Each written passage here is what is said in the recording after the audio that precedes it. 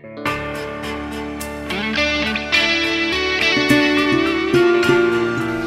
suahing berbang tu ditolba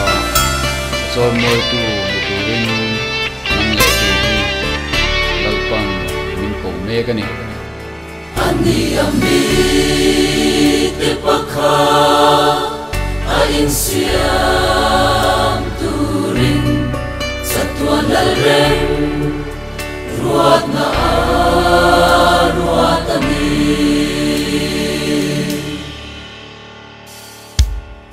mangai lalpang apning ring tu te kol valensam kardam na leng tengen po zai kataluang sa turin min kome aram kisam a en swazel turin kalal parem ruat le tum tehi emma ina ya ingata solo ani ami te pakha a insiam turin satwa dalrem ruat na ruat ani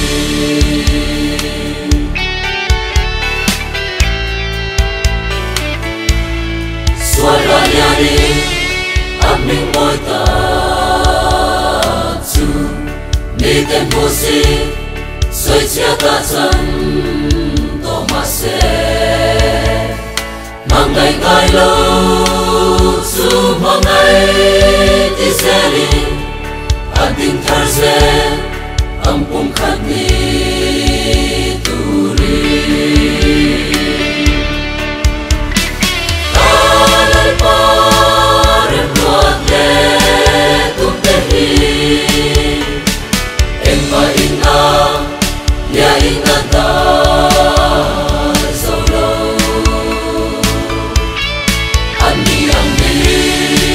te pakha a insiam turin satwa lalrem ruat na ruat ani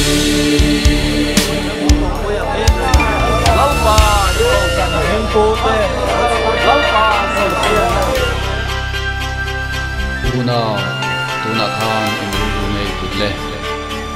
lalparam ruat loda tu nevon dom e isuan ram nei atina lomin aram ruat dom pu turin ke benamu eta lo chia ma se mundang adin tharse